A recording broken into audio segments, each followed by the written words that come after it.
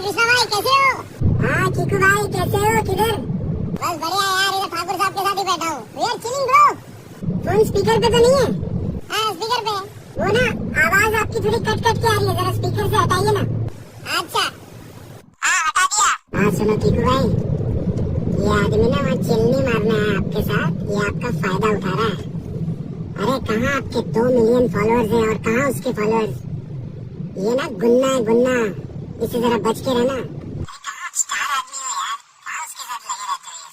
छोड़ो ये सब। अच्छा सुनो, मैं ना अपने सेट पे पहुंच गया हूँ, जरा एक स्पीकर पे डाल दो, मैं उसको भी बाय बोल देता हूँ, नहीं तो बुरा लगेगा।